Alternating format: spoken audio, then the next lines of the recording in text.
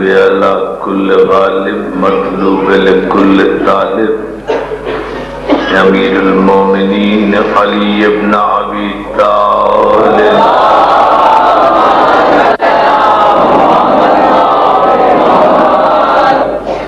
وعلى الطيبين الطاهرين المعصومين المظلومين ولعنة الله على أعدائهم أجمعين من يومنا هذا إلى يوم الدين. أما بعد فقد قال سبحانه وتعالى إن هذا صراطي مستقيما فاتبعوه ولا تتبعوا السبل وتفرق بكم عن سبيله. صلوات.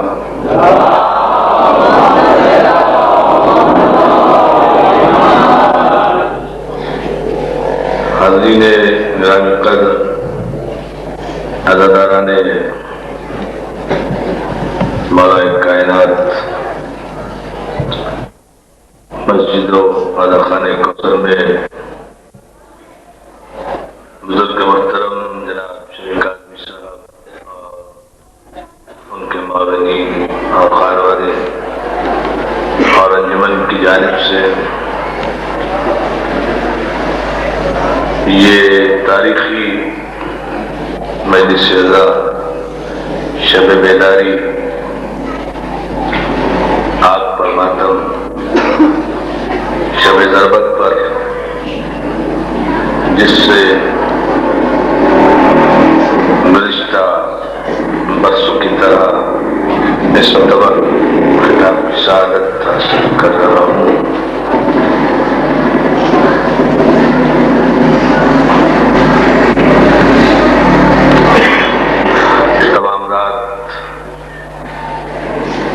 ماشاءاللہ ہماری ماتمی نے ہمارے شہزادہ علی اکبر کی فوج کے سپاہی نعو خوانی اور سینہ زنی میں مصروف رہے اور ابھی مصروف رہیں گے تحت سحر،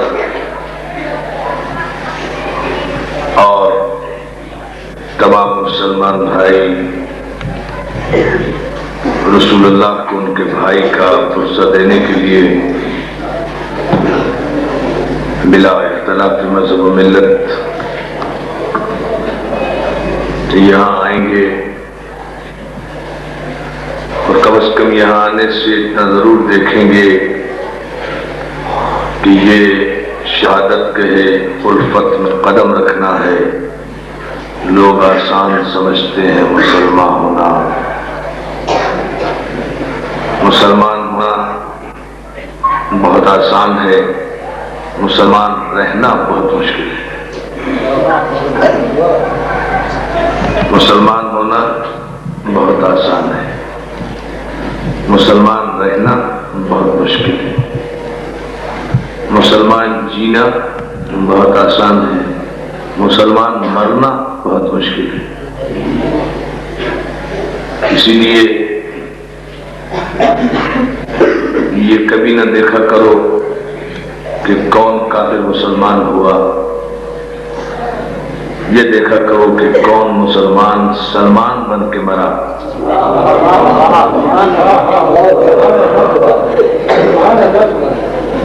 یہ مت دیکھا کرو کہ کون کافر مسلمان ہوا. ظاہر ہے جو کافر تھا وہ مسلمان ہوا، اس کا مسلمان ہونا اس کے کافر ہونے کی دلیل ہے نا. سمجھو ہے، جو کافر تھا وہ مسلمان ہوا. اس لیے یہ سوال ہے ہی بحث کے قابل نہیں کہ کون کافر مسلمان ہوا. سوال یہ ہے کہ کون مسلمان مرا. عاقبت اور آخرت کا تعلق مسلمان ہونے پر نہیں ہے، مسلمان رہنے پر ہے، مسلمان مرنے پر ہے.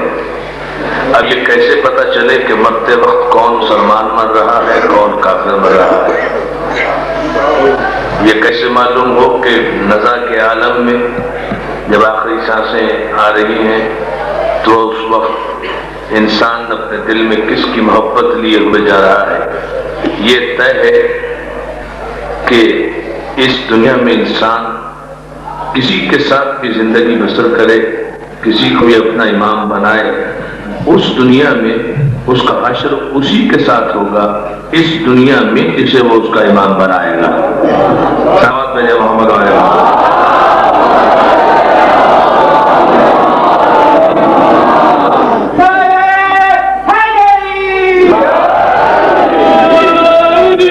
یہ طے شدہ حقیقت ہے عزیزان محترم کہ اس دنیا میں انسان کسی کو بھی اپنا امام بنائے، کسی کو بھی اپنا رہبر بنائے، کسی کو بھی اپنا رہنما بنائے، اس دنیا میں اسی کے ساتھ اس کا حشر ہونا ہے۔ ضرور قرآن کہ جس نے اس دنیا میں جسے اپنا امام بنایا،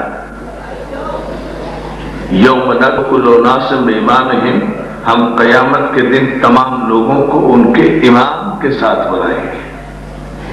یعنی یہ بات طے شدہ ہے، یہ مسئلہ طے شدہ ہے کہ اس دنیا میں تو یہ گنجائش باقی ہے۔ بڑی توجہ دوستو اس جملے پر، دامن وقت میں ذرا گنجائش نہیں، میں آپ کو زیادہ نہیں دوں گا، مگر ایک پیغام ضرور دینا چاہتا ہوں تمہیداً مسائل پر آنے کے لیے۔ اس دنیا میں تو یہ گنجائش باقی ہے کہ انسان زندگی کے آخری دن بھی اگر امام باطل کو چھوڑ کر امام برحق کے قدموں میں آ جائے تو وہ حور بن سکتا ہے،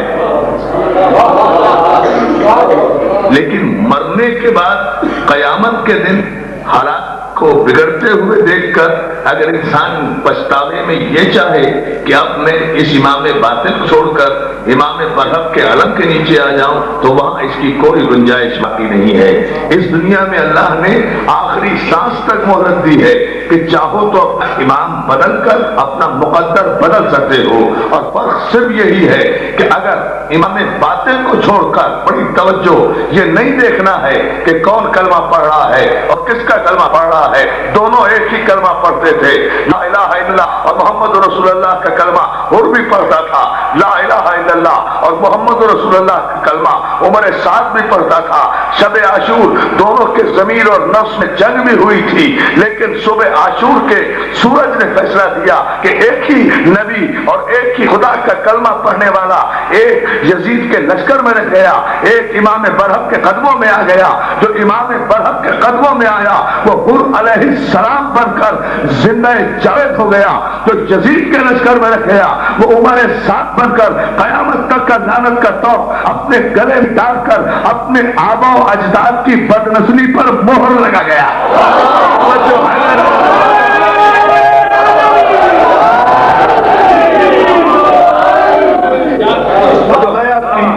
سلامت رکھے۔ یہ ہے وہ فلسفہ کہ جسے سمجھنا چاہیے۔ یہ ماہ صیام، یہ ماہ رمضان جس عبادتوں کا مہینہ، ریاضتوں کا مہینہ، قرآن خوانی کا مہینہ، قرآن فہمی کا مہینہ، نزول قرآن کا مہینہ، سورہ کوثر کی تفسیر کی آمد کا مہینہ، سبت اکبر کی تشریف آوری کا مہینہ، قرآن کا عرش سے فرش تک آنے کا مہینہ، رحمتوں اور برکتوں کا مہینہ، اس مقدس ترین مہینے کا ہر لمحہ عبادت، ہر دن عبادت، ہر صبح عبادت، ہر شام عبادت، ہر لفظ عبادت، ہر رکعت اگر عبادت میں بدل کرنا چاہے۔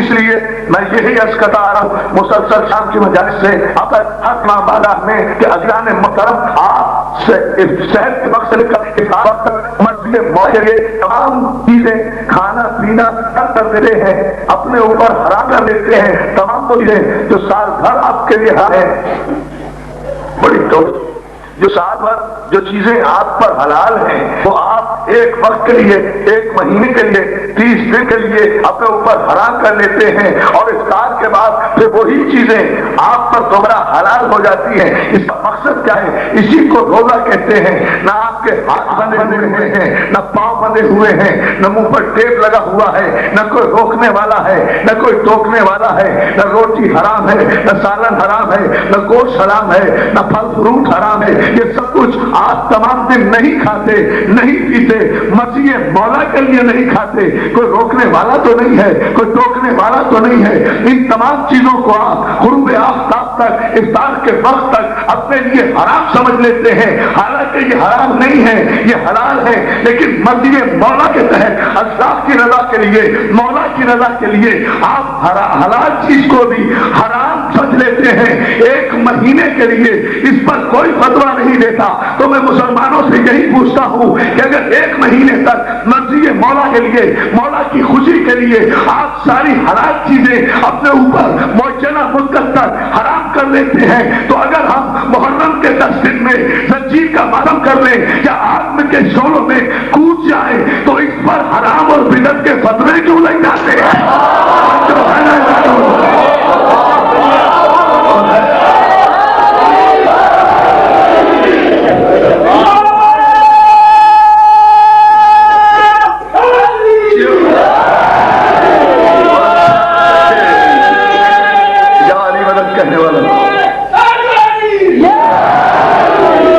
اتنی ہی بدل سلامت بھیجیں ہیں مدد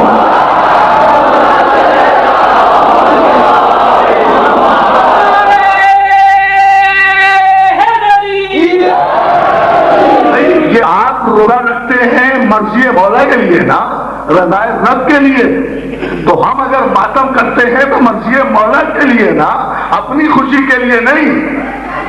اگر روزہ اپنی خوشی کے لیے رکھا جائے تو حرام، اسی طرح ماتم اگر اپنی خوشی کے لیے کیا جائے تو حرام، لیکن اگر روزہ مرضی مولا کے لیے رکھا جائے تو حلال بھی ہے، ثواب بھی ہے۔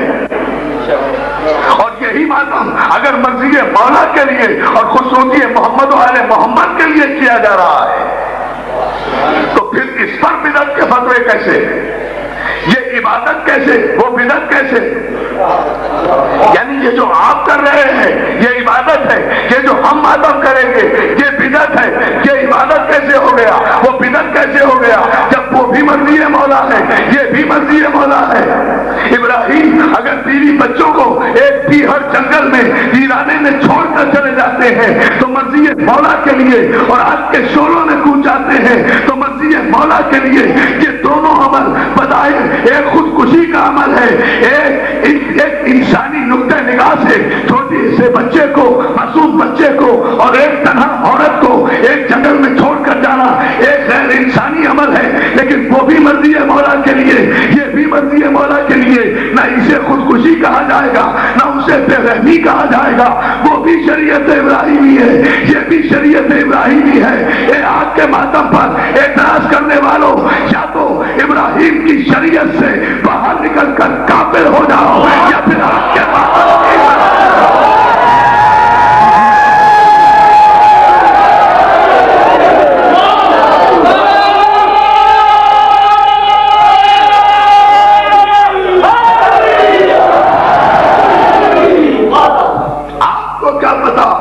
مجلس میں، آپ ہر نماز میں، آپ ہر عبادت میں سورہ حم کی تلاوت کرتے ہیں، آپ ہر عبادت میں کہتے ہیں اہدنا الصراط المستقیم، پروردگار ہمیں صراط مستقیم دکھا، ہمیں صراط مستقیم پر چلا، ہمیں صراط مستقیم پر قائم رکھ۔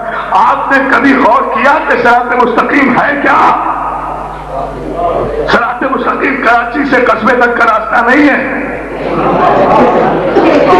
صراط مستقیم سپر ہائی وے نہیں ہے، صراط مستقیم اب ایک جملہ ہے کاش پڑھ لکھے نوجوان سمجھ لیں، صراط مستقیم واشنگٹن سے مکے تک کا راستہ نہیں ہے، ورنہ سارے یہودیوں کو مسلمان ماننا پڑے گا۔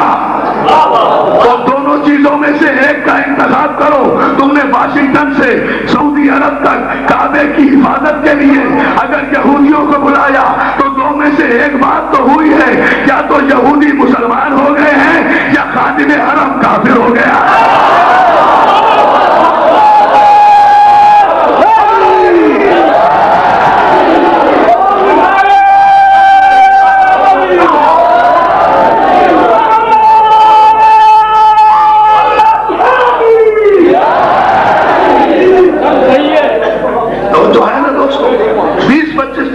آپ کو زحمت کر دوں گا، زیادہ نہیں، لیکن ایک فیصلہ کو پیغام جو میں ہر سال اس مجلس میں دے کر جاتا ہوں، چونکہ میرے گھر کی یہ مجلس ہوتی ہے، اس لیے اس جملے پر آپ کے توجہ ضرور فرما لیں. پھر صراط مستقیم آپ کسے کہیں گے؟ واشنگٹن سے فوجیں چلی، مکے پہنچی، تو کیا یہ راستہ صراط مستقیم ہے؟ برطانیہ سے فوجیں چلی، مکے پہنچی، تو کیا یہ راستہ صراط مستقیم ہے؟ بہت توجہ ذرا مطلب، یہ کراچی سے حیدرآباد تک سڑک جاتی ہے، کہیں نہیں مڑتی، تو کیا یہ صراط مستقیم ہے؟ کیا نیشنل ہائی وے صراط مستقیم ہے؟ کیا کعبے کا راستہ صراط مستقیم ہے؟ کیا مکے کا راستہ صراط مستقیم ہے؟ کیا مدینے کا راستہ صراط مستقیم ہے؟ اگر مکے اور مدینے کا راستہ صراط مستقیم ہے تو یہ ثابت کرو کہ قرآن میں اگلی آیت کیا ہے؟ اہدنا الصراط المستقیم صراط الذین انعمت علیہم. کہیں نہیں لکھا ہوا کہ صراط مستقیم مکے کا راستہ ہے، صراط مستقیم مدینے کا راستہ ہے، صراط مستقیم قرآن کا راستہ ہے. صراط مستقیم صراط الذین انعمت علیہم ان لوگوں کا راستہ ہے جن پر اللہ نے اپنی نعمت نازل کی ہے، اپنا انعام نازل کیا ہے. تو جن لوگوں پر اللہ نے اپنی نعمتیں نازل کی ہیں ان کا راستہ صراط مستقیم ہے، اور ان کے راستے پر چلنے کے لیے چاہے سطروں کا سمندر عبور کرنا پڑے، چاہے آگ کا دریا عبور کرنا پڑے. سلامات میں جناب آواز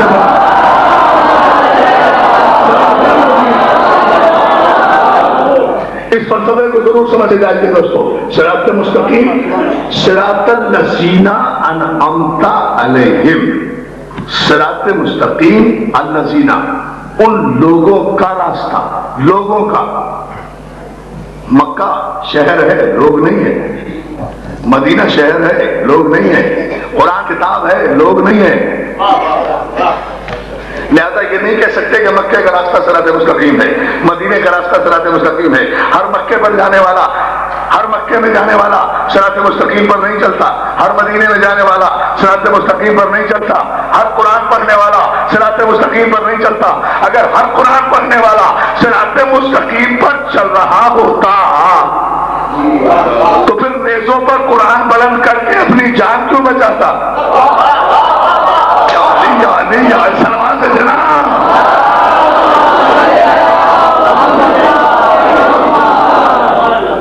اب آپ اور کریں گے جملے پر. اب میں ایک جملہ آپ کی خدمت پیش کر رہا ہوں دوستو. تو صراط مستقیم کیا ہے؟ صراط الذین انعمت علیہم. صراط مستقیم راستہ ہے ان لوگوں کا جن پر اللہ نے اپنا انعام کیا، اپنی نعمتیں نازل کی. اپنی حکومت نہیں، اپنی دولت نہیں، اپنا اقتدار نہیں. اقتدار نعمت نہیں، تخت نعمت نہیں، تاج نعمت نہیں. اس لیے کہ اگر یہ نعمت ہو تو تخت تو نمرود کے پاس بھی ہے، تاج تو فرعون کے پاس بھی ہے، دولت تو قارون کے پاس بھی ہے. تو کیا قارون کا راستہ صراط مستقیم ہے؟ کیا نمرود کا راستہ صراط مستقیم ہے؟ کیا فرعون کا راستہ صراط مستقیم ہے؟ کیا شداد کا راستہ صراط مستقیم ہے؟ کیا حمان کا راستہ صراط مستقیم ہے؟ دولت ابو جہل کے پاس بھی ہے، ابو لہب کے پاس بھی ہے، ابو سفیان کے پاس بھی ہے، معاویہ کے پاس بھی ہے، یزید کے پاس بھی ہے، مروان کے پاس بھی حکومت ہے، مروان کے پاس بھی حکومت ہے، بنی امیہ کے سارے بادشاہوں کے پاس بھی حکومت ہے، بنی عباس کے سارے بادشاہوں کے پاس بھی حکومت ہے، مغل امپائر کے پاس بھی ساری حکومت ہے. آج بھی دنیا کے بڑے بڑے کافر بادشاہوں کے پاس حکومتیں موجود ہیں. تو کیا یہ سارے صاحبان حکومت ان کا راستہ صراط مستقیم ہے؟ حکومت عزیزان محترم نعمت نہیں ہوا کرتی، نعمت وہ ہوتی ہے جسے زوال نہ ہو. اب غور فرمایا، میں تمہید سے گزر گیا، نتیجہ آپ کی خدمت میں پیش کر رہا ہوں 2 جملوں میں. نعمت اسے کہتے ہیں جسے زوال نہ ہو، جسے خریدا نہ جا سکے، جسے بیچا نہ جا سکے.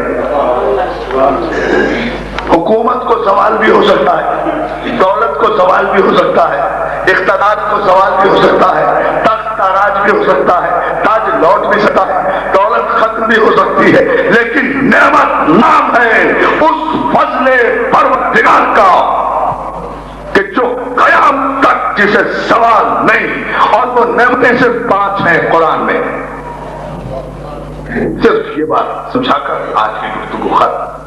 وہ نعمتیں 5 ہیں: خلافت نعمت، انی جاعل فی الارض خلیفہ، نعمت خلافت الہیہ کو زوال نہیں ہے، شیطان کو زوال ہو گیا، آدم کو زوال نہیں آیا۔ صلوات بھیجے نا مدار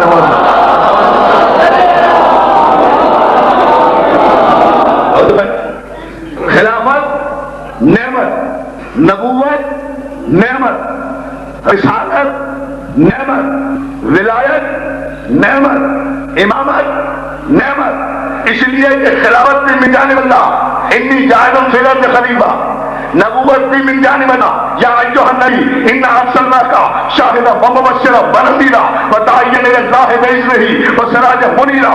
نبوت نعمت، رسالت یا ایھا الرسول بلغ، رسالت نعمت، انما ولیکم اللہ ورسولہ والذین آمنوا الذین یقیمون الصلاۃ ویؤتون الزکاۃ وهم راکعون۔ اللہ تمہارا ولی ہے، اس کا رسول تمہارا ولی ہے، اور وہ ولی ہے جو حالت رکوع میں زکات دیتا ہے۔ تو ولایت نعمت، امامت نعمت۔ وَإِذِ ابْتَلَىٰ إِبْرَاهِيمَ رَبَّهُ بِكَلِمَاتٍ فَأَتَمَّهُنَّ قَالَ إِنِّي جَاعِلُكَ لِلنَّاسِ إِمَامًا۔ ہم نے ابراہیم کا امتحان لیا اور جب وہ اس میں کامیاب ہوئے تو ہم نے انعام کے طور پر انہیں امامت عطا کی کہ ہم نے تمہیں ناس کا امام مقرر کیا۔ تو خلافت نعمت، نبوت نعمت، رسالت نعمت، ولایت نعمت، امامت نعمت۔ نعمت صرف 5 ہے، اور یہ 5 نعمتیں جہاں سمٹ کر اپنے نقطۂ عروج پر آ جائے وہاں حج آخر بنتا ہے، اور حج آخر جہاں سمٹ کر اپنے نقطۂ عروج پر آئے وہاں میدان غدیر خم بنتا ہے۔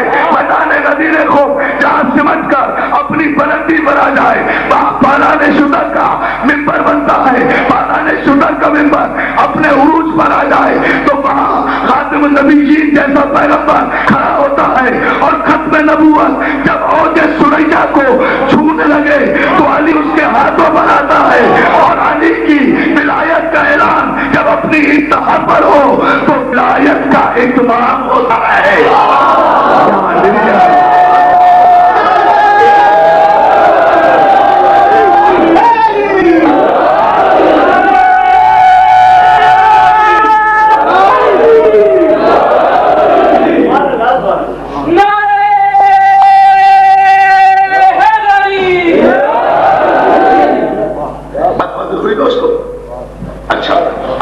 دیکھیں ولایت جب اپنے نقطۂ عروج پر پہنچے تو من کنتو مولا کا اعلان ہوتا ہے، اور من کنتو مولا کا اعلان جب اپنے نقطۂ کمال پر پہنچے تو آیے الیوم اکملت لکم دینکم نازل ہوتی ہے، جس میں اتممت علیکم نعمتی، آج ہم نے اپنی نعمتیں تمام کر دی۔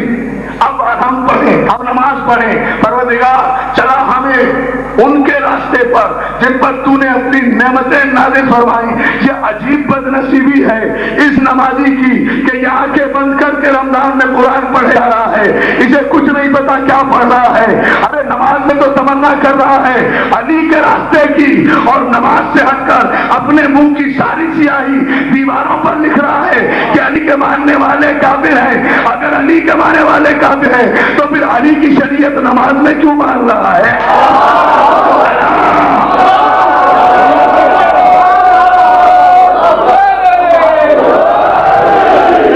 ایسے نہیں، پوری طاقت اور توانائی سے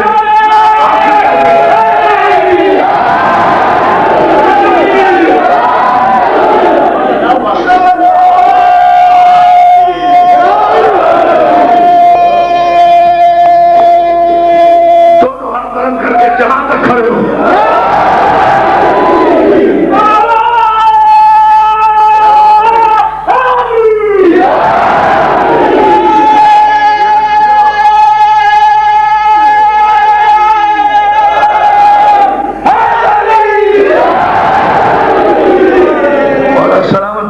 علی مدد کہنے والوں کو، اور جو ہے نا عزیزان محترم، تو مسئلہ یہ ہے کہ نماز اللہ کی پڑھ رہے ہو، راستہ علی کا مان رہے ہو۔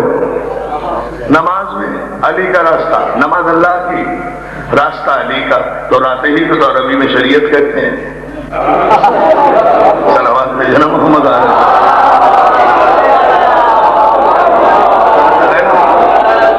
راستے ہی سیرت اور عدیم شریعت کہتے ہیں، شارع کہتے ہیں، شرع کہتے ہیں، یہ شارع عام نہیں ہے، یہ بورڈ لگے ہوئے نہیں دیکھتے آپ، شارع اسی سے شریعت نکلی ہے۔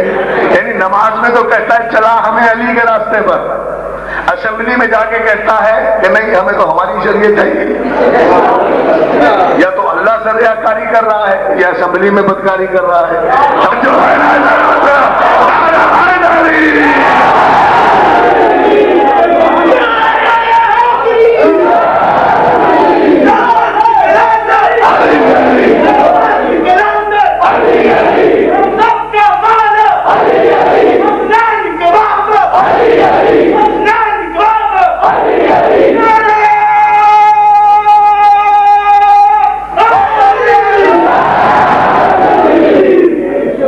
اتنی مدد سلامت بھیجیں۔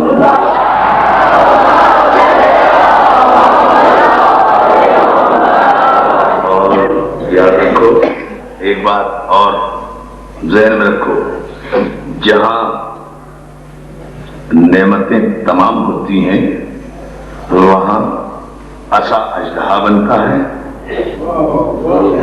آگ پھول بنتی ہے۔ آپ نے جملے میں غور ہی نہیں کیا، جہاں نعمتیں تمام ہوتی ہیں وہاں عصا اژدہا بنتا ہے، آگ پھول بنتی ہے۔ قرآن میں واقعہ ہی رہتا اگر ہم آگ روشن کر کے اسے پھول نہ بناتے۔ صلوات بھیجے محمد آل محمد۔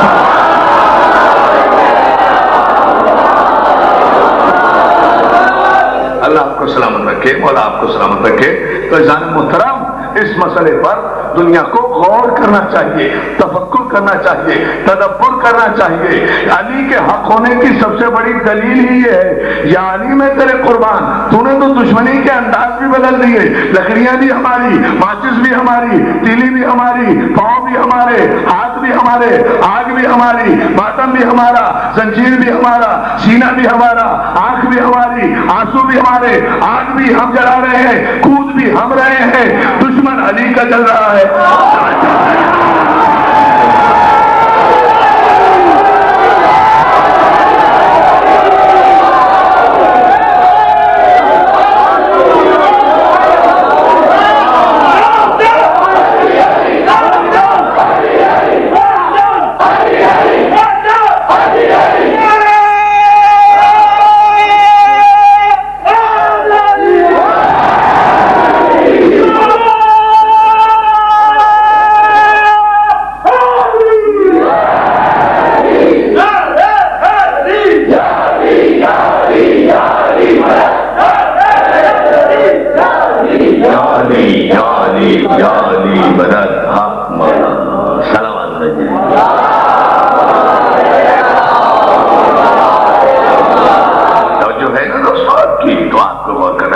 دنیا کو غور کرنا چاہیے، میرے مولا میں تیرا قربان، تو نے دشمنی کے انداز بدل دیے۔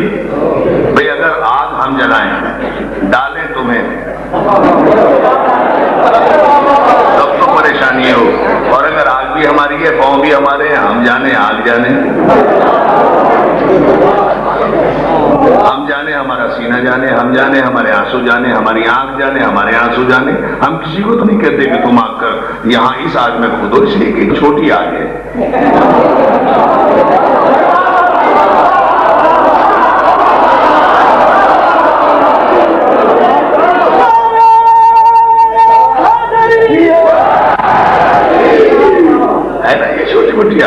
جو ہے نا محترم، ہمارا تو معیار ہی مختلف ہے، تم تو ان معیاروں پر ابھی پورے نہیں اترے۔ عزیزان محترم، ہم ابھی بات سنو، ہمارے یہاں مسئلہ یہ نہیں ہے، ہم اس بات پر فخر نہیں کرتے، تم نے تو طے کر لیا ہے نا کہ جو بات رسول کہیں گے وہ نہیں مانو گے،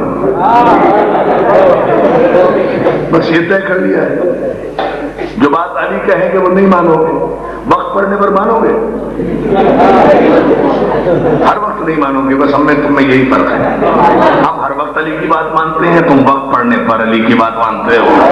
توجہ ہے نا، ہم علم لہرا رہے ہیں، ہمارے پرچم لہرا رہے ہیں، ہمارا علم لہرا رہا ہے، شان کے ساتھ لہرا رہا ہے، ہم سلام بھی کر رہے ہیں، اس علم کو سلوٹ بھی کر رہے ہیں، اس علم کے نیچے ماتم بھی کر رہے ہیں، اس کو چوم بھی رہے ہیں، اس کی زیارت بھی کر رہے ہیں، اس کے پریروں کو آنکھوں سے بھی لگا رہے ہیں، اسے سلوٹ بھی کر رہے ہیں۔ اب کوئی فتویٰ نہیں دیتا, حالانکہ چار دیواری کے اندر ہمارا علم ہے. ہم توجہ ہزار محترم, چار دیواری کے اندر ہمارا علم ہے, یہ بھی برداشت دنیا سے نہیں ہوتا. بھائی علم ہمارا ہے, آنکھیں ہماری ہیں, بوسہ ہمارا ہے, عقیدت ہماری ہے. آپ کو کسی فتوے کی اور پریشانی کی ضرورت کیا ہے؟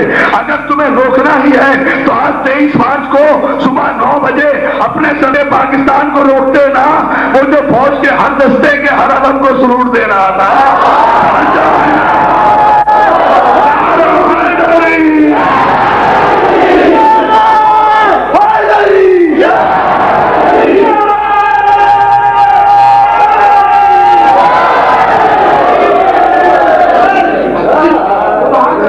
سلوات جو نا محمد علیہ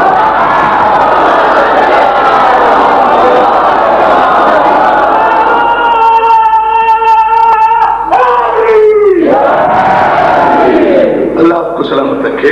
محترم, بات صرف یہ ہے کہ آپ جب ہر نماز میں تمنا کرتے ہیں کہ ہمیں چلا صراط مستقیم پر, تو کم از کم آپ کو یہ یقین تو ہونا چاہیے کہ صراط مستقیم ہے کیا, صراط مستقیم ہے کیا, کن لوگوں کا راستہ ہے. وہ لوگ تو آپ کے ذہن میں ہونا چاہیے نا. ابھی دیکھیں نا, آپ ہر نماز میں کہتے چلا ان کے راستے پر, ان لوگوں کے راستے پر. بھائی کن لوگوں کے؟ اگر کسی فرشتے نے پوچھ لیا قیامت کے دن کن لوگوں کے, اب نام پتہ نہیں, اس لیے یا علی کہہ نہیں سکتے. ایک تو یہ ٹوٹنا بڑی مصیبت ہے. یا علی کہیں گے یہ ٹوٹ جائے گا, عالم دیکھیں گے وہ ٹوٹ جائے گا.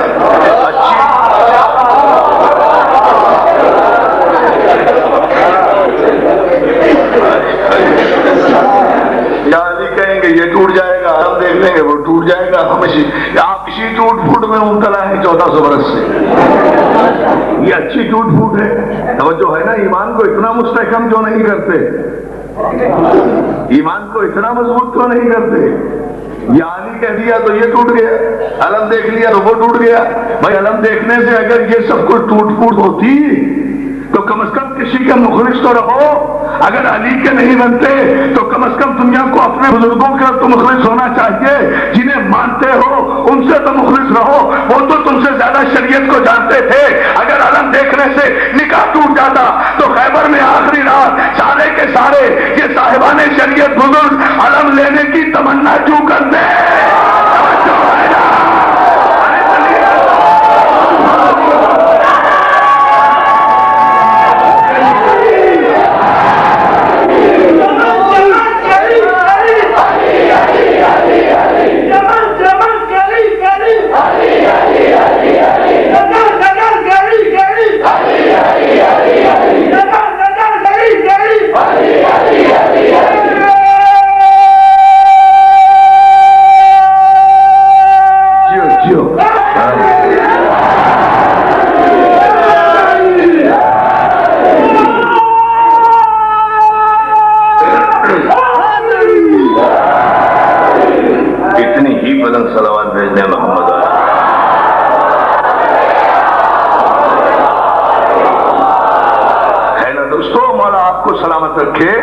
دنیا کو اس امر پر توجہ کرنا چاہیے, غور کرنا چاہیے کہ آپ کس صراط مستقیم کی تمنا کرتے ہیں. اگر آپ کو صراط مستقیم نظر ہی نہیں آ رہی, غیب پر آپ کا ایمان نہیں, صراط مستقیم نظر نہیں آتی, تمنا کس بات کی ہو رہی ہے؟ ہمارا تو غیب پر ایمان ہے, جنت غائب ہمارا ایمان, ہمارا امام غائب ہمارا ایمان. ہمارے کسی بچے سے, بوڑھے سے, چھوٹے سے, عالم سے, جاہل سے, جوان سے, وارث سے, بادشاہ سے, فقیر سے, کسی سے پوچھ لو, 1400 برس ہو گئے ہمارے امام کو نہ ہم نے دیکھا, نہ ہمارے باپ نے دیکھا, نہ ہمارے دادا نے دیکھا, نہ ہمارے پردادا نے دیکھا. لیکن مجال ہے اگر آج تک ہمارے کسی بچے کے ذہن میں بھی یہ آیا ہو اپنے 12ویں سرکار کے لیے مولا آپ ہیں بھی یا نہیں, اس لیے کہ شک کرنا نہ ہماری عادت ہے, نہ سیرت ہے, نہ سنت ہے, نہ وراثت ہے. ہمارا تمہارا بھلا واسطہ کیا, ہمارا تمہارا بھلا واسطہ کیا, لٹیرے لٹیرے جیانے جیانے.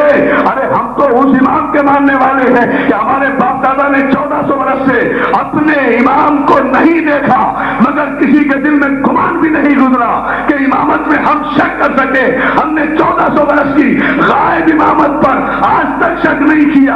हम उनकी औलादे हैं और तुम उनकी औलादे हो जो बराबर में बैठकर भी सामने नबूवत में शक करते रहे। समझो है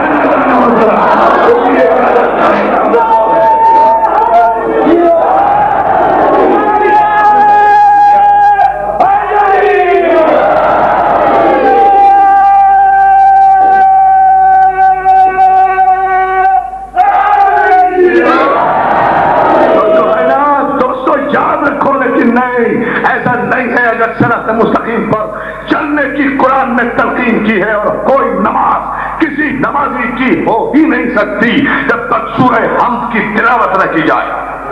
बैठे मौलाना पूछिए, किसी मुसलमान की नमाज सूरह हम्द की तिलावत के बगैर नहीं हो सकती। बाकी सूरतों में इख्तियार है कि जो सूरत याद हो वो पढ़ ले, लेकिन सूरह हम्द जरूर पढ़ना है। सूरह हम्द में सूरह हम्द के बगैर किसी की नमाज नहीं हो सकती। तो सूरह हम्द में आप कहते हैं ना, हमें बाकी रख, चला साबित कदम रख, मुस्तकीम कर उनके रास्ते पर जिन पर तूने अपनी नेमतें नाज़िल फरमाई। अब तवज्जो दोस्तों, जिन पर तूने अपना इनाम नाज़िल फरमाया। इनाम उस नेमत को कहते हैं, उस फजल रब को कहते हैं जो खुदा देकर वापस नहीं लेता। हुकूमत देता है वापस ले लेता है, तख्त देता है वापस ले लेता है, ताज देता है वापस ले लेता है, दौलत देता है वापस ले लेता है, लेकिन जिन्हें नेमत देता है वापस नहीं लेता। आदम को खिलाफत दी, आज तक वापस नहीं ली। नूह को नबूवत दी, आज तक वापस नहीं ली। इब्राहिम को इमामत दी, आज तक वापस। सलावत भेजे ना मोहम्मद आले मोहम्मद।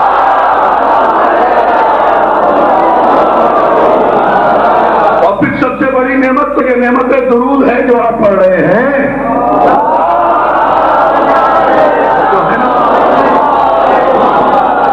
बड़ी नेमत तो ये नेमत दुरूद है जो आप पढ़ रहे हैं।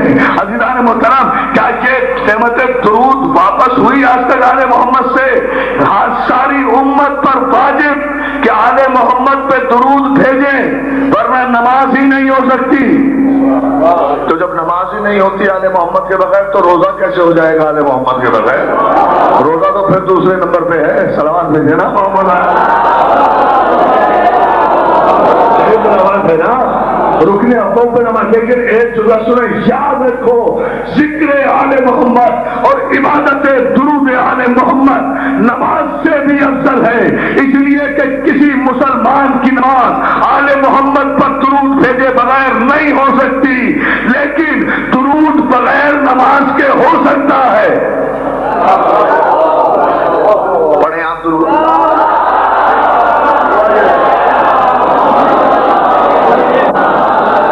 लेकिन दुरूद हुआ या नहीं? नमाज नहीं आपने पढ़ी, नमाज अब पढ़ेंगे इंशाअल्लाह। अब नमाज फजर पढ़ेंगे। खुदा हर मोमिन को, हर अली वाले को नमाज पढ़ने की तौफीक अता फरमाए। लेकिन किसी की नमाज नहीं होती, किसी की नमाज नहीं होती दुरूद के बगैर। मगर दुरूद हो जाएगा नमाज के बगैर। दुरूद हो जाएगा, दुरूद में कोई कमी नहीं आएगी। तवज्जो है ना? सारा दिन में आप अब शहर का वक्त जब खत्म होगा, खाना पीना आप बंद कर देंगे। इफ्तार के वक्त तक कुछ नहीं खाएंगे ना आप। कोई रिस्क हलाल जब जान बूझ कर अगर हलक के नीचे गया, रोजा बातिल। ठीक है ना? बड़ी तवज्जो। कोई रिस्क दुनिया का, या अली ये तवज्जो नहीं कर रहे। एक तारीखी जुमला देके जाना चाह रहा हूं। कोई रिस्क अगर शहर का वक्त गुजरने के बाद हलक के नीचे गया, रिस्क हलाल, रोजा बातिल। लेकिन इस वक्त से लेकर और कल तक, और कल से लेकर परसों तक, और परसों से लेकर तरसों तक, मुसलसल 3 दिन 3 रात तक आप रिस्क अली की मजलिसें सुनते रहे, रिस्क आले मोहम्मद का जिक्र सुनते रहे, नोहे सुनते रहे, तकरीरें सुनते रहे। अली के फज़ाइल का रिस्क आपके दिलो दिमाग में जाता रहे। सारा दिन चाहे 5 बजे मजलिस हो या 6 बजे मजलिस हो या 7 बजे मजलिस हो, रिस्क इल्म मिल रहा है ना, तो दुनियावी रिस्क से रोजा दूर जाता है। अली के रिस्क से रोजा और कायम हो जाता है। समझो है ना?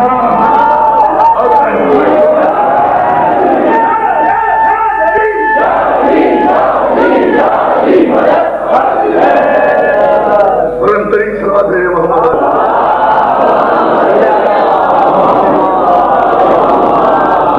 مسجد کوثر میں بیٹھے ہیں، چھلکتی ہوئی صلوات بھیجے محمد علی۔ اللہ آپ کو سلامت رکھے۔ میں نے کہا نا کہ دامن وقت میں گنجائش نہیں ہے، میں تفصیل میں نہیں جا سکتا، لیکن ایک اشارہ دے کر ایک نتیجہ ضرور دے دوں۔ آپ جب نماز میں کہتے ہیں ہمیں چلا صراط مستقیم پر، تو دوستو عبادت وہ جو یقین کے ساتھ ہو، جو آج میں سنے گا یقین کے ساتھ، مجال ہے اس کے پاؤں پہ چھالا پڑ جائے، ابھی دیکھ لینا۔ اسی لیے بار بار اعلان ہو رہا ہے نا، وضو کر کے جانا۔ وضو کائے کے لیے ہوتی ہے؟ عبادت کے لیے۔ تو یہ آگ میں کودنا دیوانگی کے لیے نہیں ہے، عبادت کے لیے ہے۔ صلوات میرے محمد علیہ محمد۔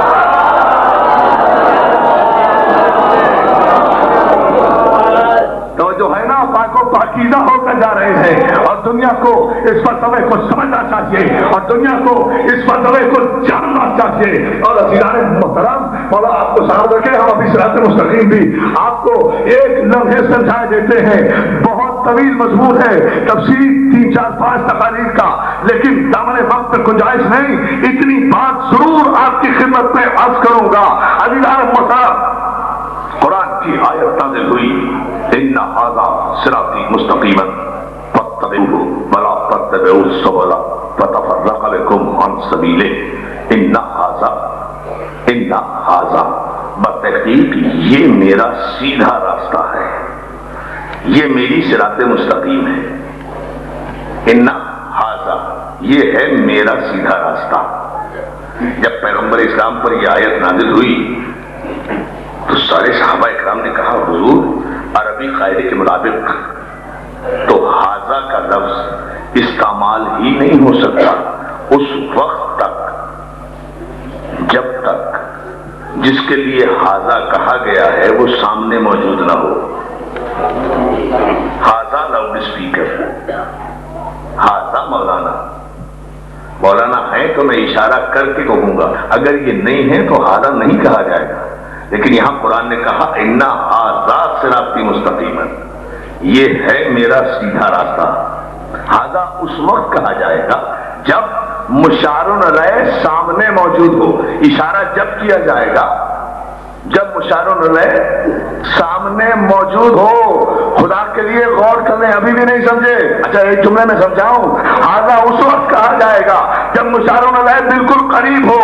دور کھڑے ہوئے آدمی کو بھی ھذا نہیں کہا جا سکتا، جو بالکل قریب ہوگا، بہت قریب ہوگا، اسے ھذا کہا جائے گا۔ جیسے غدیر میں پیغمبر نے کہا تھا من کنت مولا ہو فھذا علی المولا، جس کا میں مولا اس کا یہ علی، ھذا ھذا ھذا، یعنی مشار علیہ موجود ہے نا۔ تو اب آیت نازل ہوئی ان ھذا صراطی مستقیما، یہ ہے میرا سیدھا راستہ۔ سارے مسلمانوں نے پوچھا یا رسول اللہ اس میں تو ھذا ہے، تو کون سا ہے وہ سیدھا راستہ؟ کہا خاموش بیٹھو، تم بھی انتظار کرو، میں بھی انتظار کرتا ہوں۔ تم بھی انتظار کرو، آپ نے غور ہی نہیں کیا جملہ، تم بھی انتظار کرو میں بھی انتظار کرتا ہوں۔ میں نے تو نہیں کہا، آیت تو قرآن کی ہے۔ جب اس نے کہا ہے ان ھذا، تو پھر وہ خود دکھائے گا کہ کون سا ہے سیدھا راستہ۔ اب سب کے سب خاموش بیٹھ گئے، مگر اتنے بھی خاموش نہیں بیٹھے جتنے عام بیٹھے ہیں۔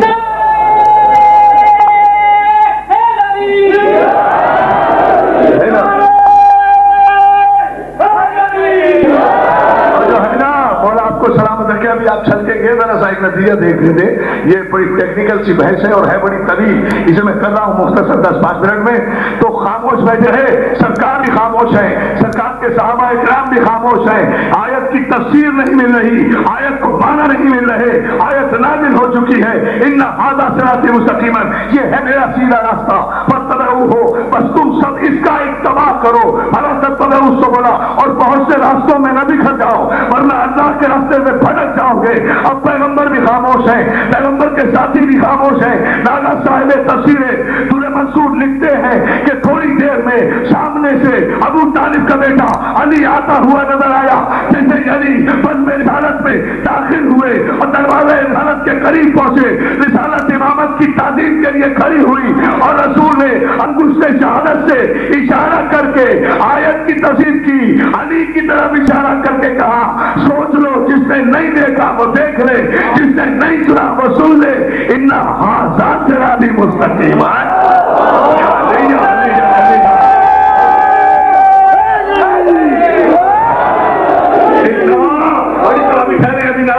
नारा आएगा एक मंजिल पर, इन्ना हाज़ा,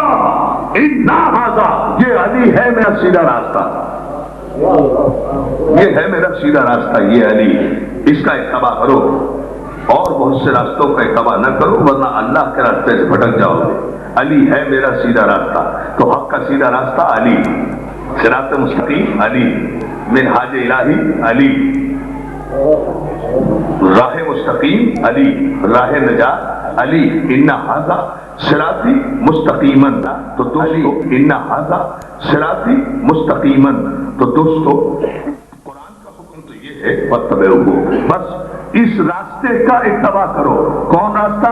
अली रास्ता, अली है सिरात मुस्तकीम, अली के पीछे पीछे चलो। अब हमें इससे बहस नहीं है, हम कोई अबू जहल के पुजारी तो है नहीं जो लड़ते झगड़ते फिरे, हम तो बाबे इल्म के मानने वाले हैं। हम किसी को काफिर नहीं कहते और किसी काफिर को काफिर कहने से वैसे भी कोई फायदा नहीं। जो है ना जाने वो तरफ ऐसे हम कहते भी नहीं है, चूंकि हम बाबे इल्म के मानने वाले हैं, कोई अबू जहल के पुजारी है नहीं। ना हम इस बहस में पढ़ते हैं कि कौन काफिर है कौन मुसलमान है। मेरे मालिक मेरे परवरदिगार, हमें नहीं पता कि कौन काफिर है कौन मुसलमान है। इसलिए और मेरे दोस्तों, कराची से खैबर तक अगर काफिर काफिर काफिर लिखा हुआ भी देखो तो परेशान होने की जरूरत नहीं है, इसलिए कि हमारी इज्जत कोई अबू तालिब की इज्जत से ज्यादा तो नहीं है।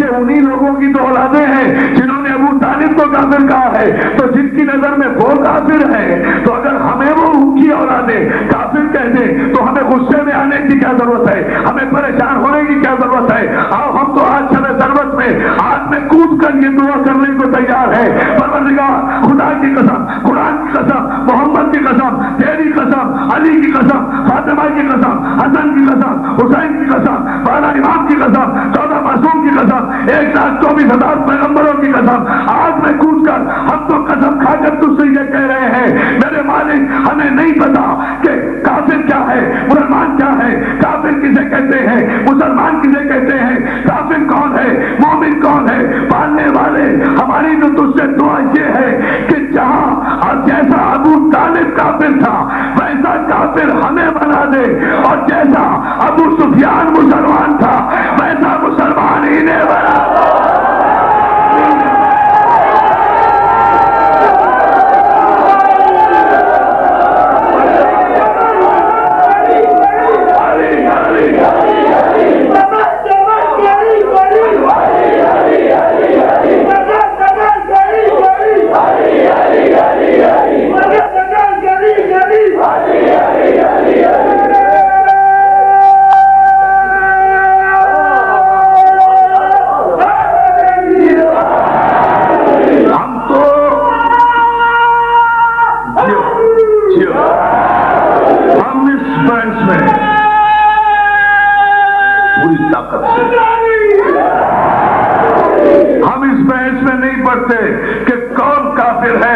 मोमिन है, पालने वाले हम तो आग में कूद कर कसम खाकर ऐलान करेंगे आज कि जैसा अबू तालिब काफिर था वैसा काफिर हमें बना दे, जैसा अबू सुफियान मुसलमान था वैसा मुसलमान इन्हें बना दे।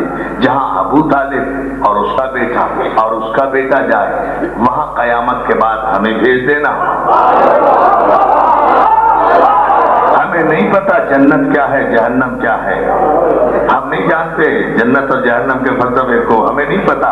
जहां अबू तालिब और उसका बेटा जाए वहां हमें भेज देना। जहां अबू सुफियान और उसका बेटा जाए वहां इन्हें भेज انہیں بھیج دینا پالنے والے ہمیں نہیں پتا کافر کیا ہے مسلمان کیا ہے جنت کیا ہے جہنم کیا ہے عزیزان محترم یہ بھی کوئی لوگ ہیں جو 300 صفحے کی کتاب لکھ دے خلافت و ملوکیت اور یہ نہ پہچان سکے 300 صفحے کی کتاب تو لکھ دی خلافت و ملوکیت اور ساری چارج شیٹ بھی دے دی امیر شام نے یہ غلطی کی یہ غلطی کی یہ غلطی کی یہ غلطی کی علی حق پر تھے وہ غلط تھا علی صحیح تھے وہ غلط تھا مگر یہ کہ اگر وہ کہ مگر یہ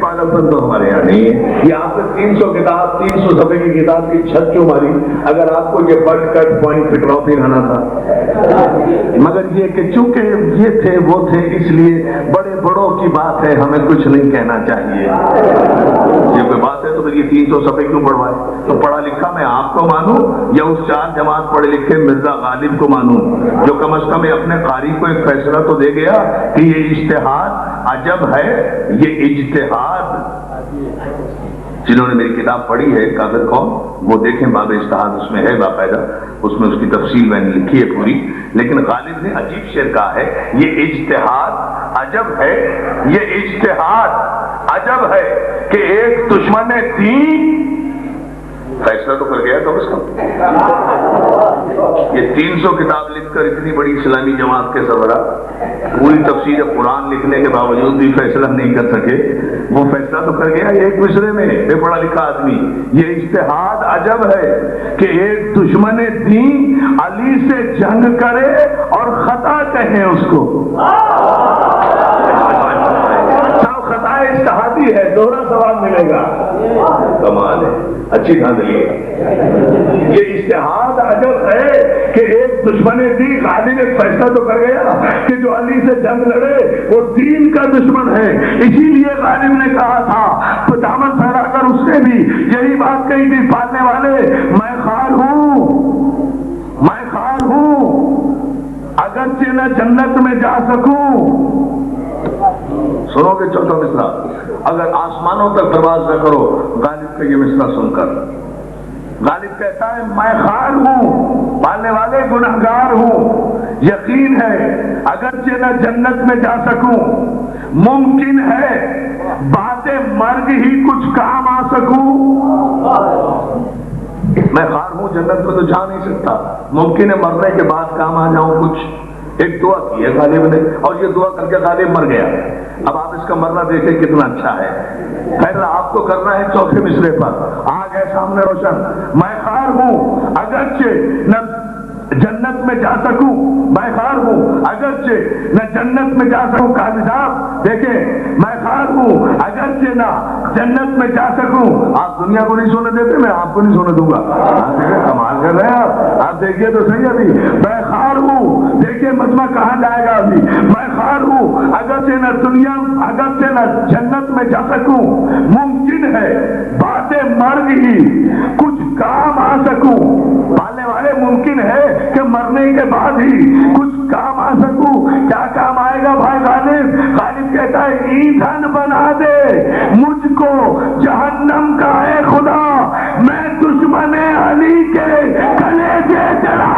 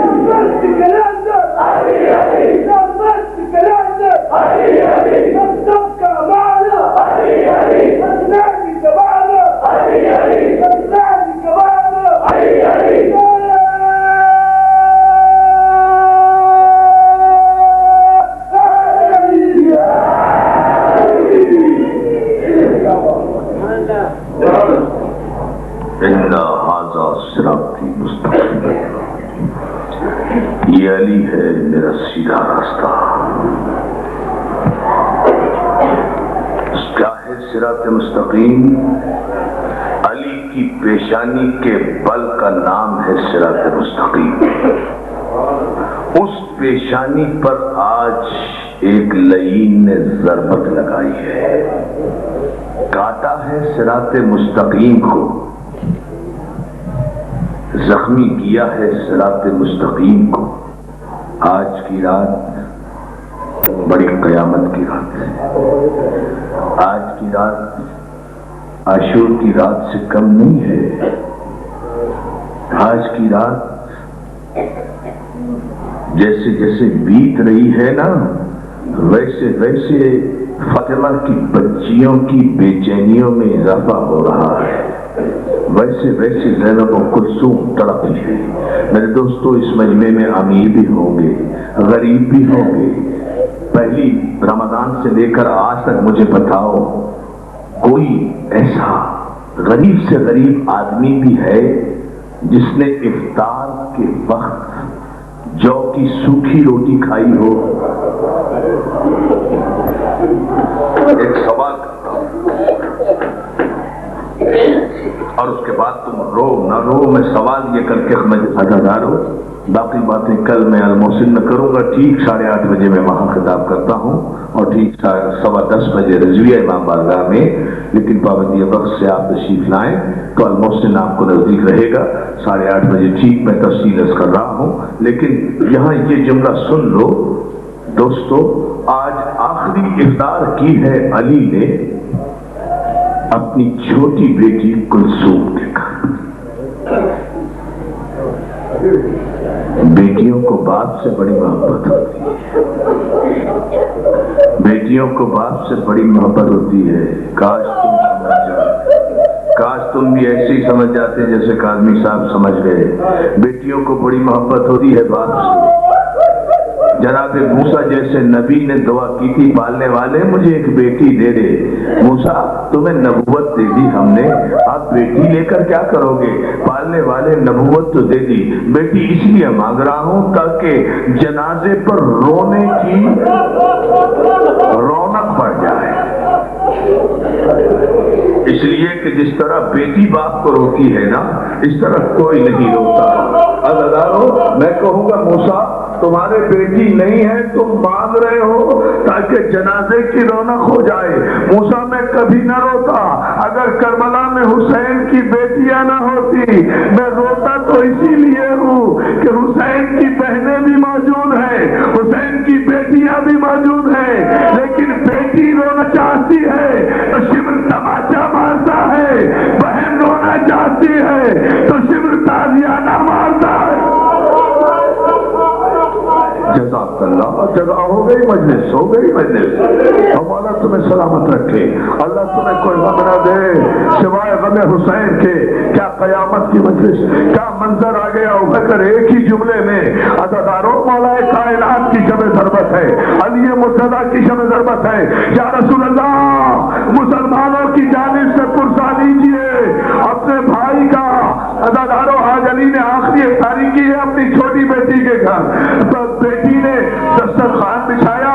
علی جیسے شہنشاہ کی دعوت ہے، دعوت افطار میں پتہ ہے رو کے سن کر بیٹی نے آج پہلی مرتبہ باپ کی دعوت کی ہے، وہ بھی چھوٹی لتی بیٹی نے. اور افطار کے بعد افطاری پر پتہ ہے کیا رکھا ہے؟ 3 جو کی سوکھی ہوئی روٹیاں، ایک نمک کے پانی کا پیالہ، ایک دودھ کا پیالہ. 3 چیزیں دسترخوان پہ رکھی ہیں. افطار کا وقت ہوا، میں کلثوم ہاتھ جوڑ کر کہتی ہیں بابا بسم اللہ کیجئے. علی بیٹی کی طرف دیکھ کر اللہ رے میرا علی تیرے کردار کی عظمت کو سلام. جاتے جاتے اپنا کردار کی گواہی اپنی بیٹی سے لے رہا ہے.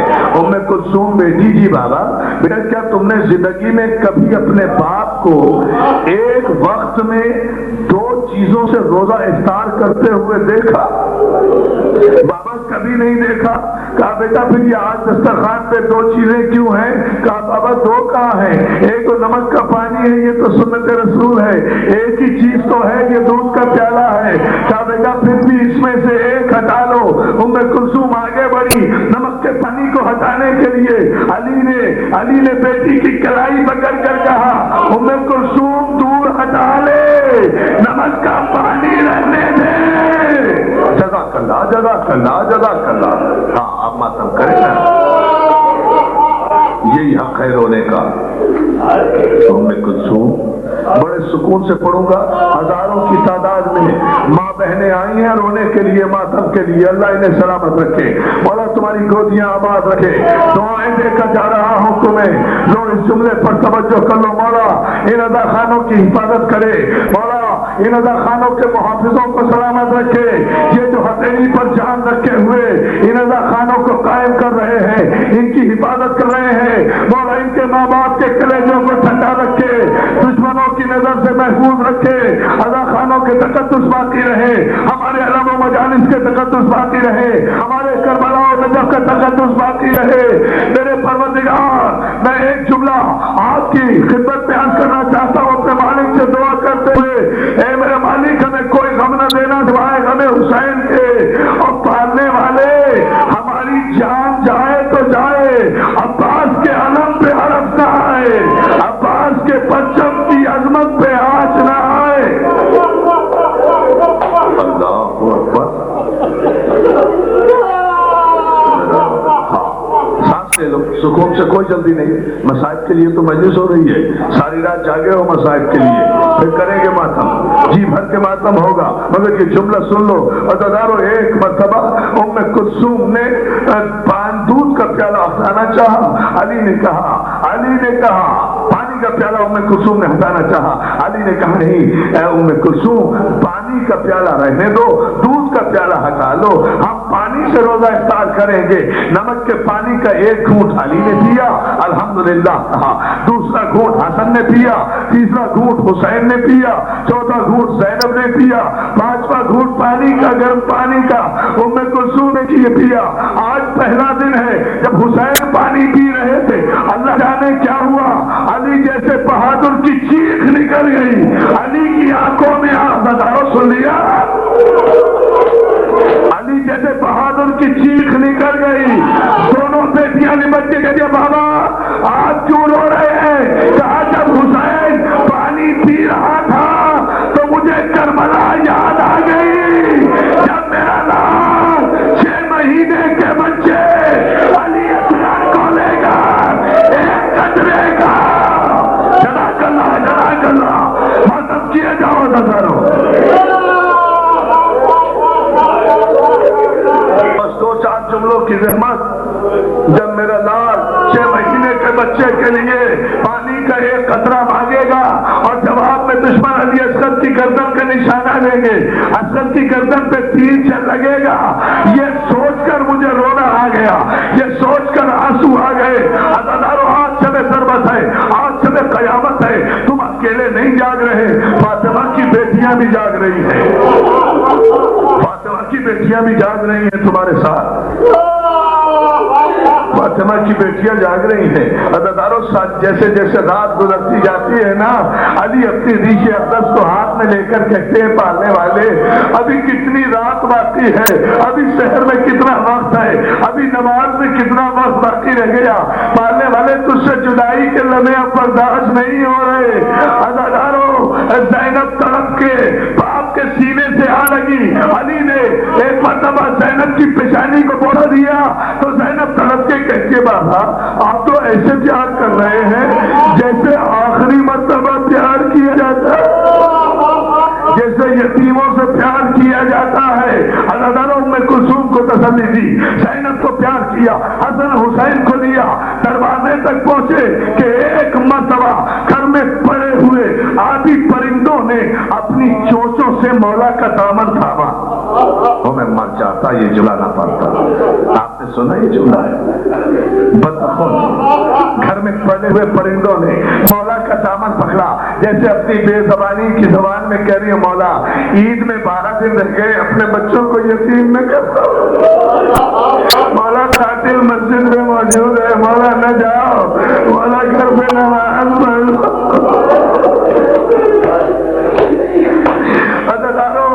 چھوٹے چھوٹے پرندے بھی اپنے مولا کو روک رہے ہیں۔ علی نے پرندوں سے دامن چھڑایا اور جملہ سنے گیا، حسن کو کہا بیٹا حسن اگر ہمارے بعد ان کے دانے پانی کا خیال رکھ سکو تو انہیں گھر میں رکھنا، ورنہ انہیں خدا کی راہ میں آزاد کر دینا، ایسا نہ ہو کہ یہ پیاسے رہیں اور تم پانی پی لو۔ اے ساقی کوثر میں تیرے قربان، تجھے جاتے جاتے بھی پرندوں کا خیال اور کربلا میں تیری اولاد کا کسی مسلمان کو خیال نہیں ہے۔ سکینہ سوکھے ہونٹ دکھاتی ہے تو تماچے مارے جاتے ہیں۔ جزاک اللہ جزاک اللہ۔ دو جملے اور سن لیں۔ پہنچے مسجد میں، پہنچے بس یہی تو وقت تھا، پہنچے مسجد میں۔ یہ مسجد ہم نے یہ مجلس میں نے الوداعی اسی لیے رکھی ہے تاکہ صحیح وقت پر صحیحات کا ماتم ہو، صحیح وقت پر صحیح مسائل بیان کیے جائیں۔ عزیزانو یہی وقت تھا، علی مسجد میں پہنچے، جا کر دیکھا ابن ملجم ملعون، خدا اس پر لعنت کرے، عبد الرحمن ابن ملجم تمام رات آپ اس پر لعنت بھیجتے رہے اور بھیجتے رہے ہیں، بھیجتے رہیں گے۔ عہدہ سو رہا تھا عبد الرحمن ابن ملجم ملعون، ایک بدر ٹھوکر ماری، ان شیطان کی طرح خدا کے گھر میں نہیں سویا کرتے۔ ارے ہے کوئی نمازی جو اپنے قاتل کو جگا کر نماز پڑھے؟ لو اب جس کے دل میں پتھر نہیں ہے وہ میرا جملہ سن لے۔ قاتل کو اٹھایا، مؤذن کو جگایا، اذان کا وقت ہو رہا ہے۔ مؤذن نے کہا مولا اجازت ہے اذان دوں؟ کہا نہیں، آج تو اذان نہیں دے گا، آج علی خود اذان دے گا، آج علی اللہ کی کبریائی کا خود اعلان کرے گا۔ عزیزانو علی گلدستہ اذان میں پہنچے، علی نے لسان اللہ لہجے میں، جلال اللہ انداز میں، وجہ اللہ چہرے سے جب گلدستہ اذان میں کھڑے ہو کر کوفے کی مسجد میں کہا اللہ مشرق سے مغرب تک، شمال سے جنوب تک علی کی آواز فضاؤں میں گونج گئی۔ فرشتوں نے اللہ اکبر جواب میں کہا۔ عزیزانو کوفے کے رہنے والوں نے اپنے گھروں کے دروازے کھولے، ارے آج تو مولا خدا نام دے رہے ہیں، خیریت تو ہے۔ ادھر زینب نے طرف کر آبادی ام کلثوم ہے، یہ مؤذن کی آواز نہیں ہے، یہ میرے بابا کی، یہ میرے بابا۔ جزاک اللہ جزاک اللہ۔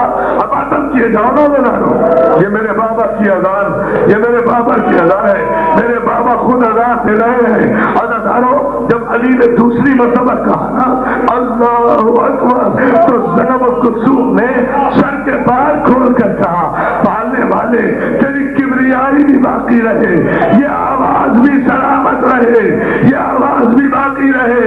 ادھر گھروں کے دروازے کھلے، نمازی مسجد کی طرف دوڑے، امام مصلی پر صفیں بن گئی، امام نے پہلا سجدہ کیا سبحان ربی الاعلی و بحمدہ کہہ کر امام سر اٹھانا چاہتے تھے، ابن ملجم ملعون نے وار کیا، وار خالی گیا، امام دوسرے سجدے میں ابھی جانا چاہے کہ دوسرا وار کیا، زہرانو تلوار علی کی پیشانی کو چیر کر، علی کی پیشانی کو چیر کر بھائی کاٹتی ہوئی آ گئی۔ علی نے فوراً کہا پوچھ تو رب کعبہ، رب کعبہ کی قسم میں کامیاب ہو گیا۔ ایک مرتبہ علی نے کمر سے پٹکا کھولا، پیشانی کا زخم باندھا، علی کو اشارہ، علی نے اشارہ کیا بیٹا حسن نماز مکمل کراؤ۔ اللہ اکبر، بیٹا حسن نہیں سن سکیں گے آپ، نہیں برداشت کر سکیں گے، نماز مکمل کراؤ۔ برابر میں حسن بیٹھے، نماز مکمل پڑھائی، علی نے برابر میں بیٹھ کر نماز پڑھی۔ ادھر نماز تمام ہوئی، ادھر شیر خدا کش میں آئے، علی کے 18 بیٹوں نے ایک گلیم میں کمر میں علی کے 18 بیٹوں نے اپنے زخمی بابا کو ڈالا، گھر کی طرف چلے، ہزاروں کی تعداد میں روزہ دار نمازی سروں پر خاک ڈالے ہوئے ماتم کرتے ہوئے اپنے مولا کے پیچھے پیچھے چلے. جب نصف راستہ طے ہوا علی نے خط سے آنکھ کھولی, حسن کا کان دروازہ کا, بیٹا حسن ان نمازیوں کو راستے سے واپس بھیج دو.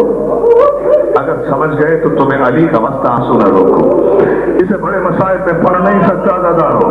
اگر سمجھ گئے ان نمازیوں کو راستے سے واپس بھیج دو. حضرت کہتے ہیں بابا اچھا نہیں لگتا, بابا یہ نمازی ہیں, بابا یہ آپ کے مومن ہیں, بابا یہ روزے دار ہیں, بابا یہ روزے آ رہے ہیں. کہا ہاں بیٹا ہے نمازی ہے مومن مگر ہے تو محرم. ارے میرے قتل کی سزا جبریل نے آسمان پر دی ہوگی, زینب و کلثوم دروازے پر کھڑی ہوگی.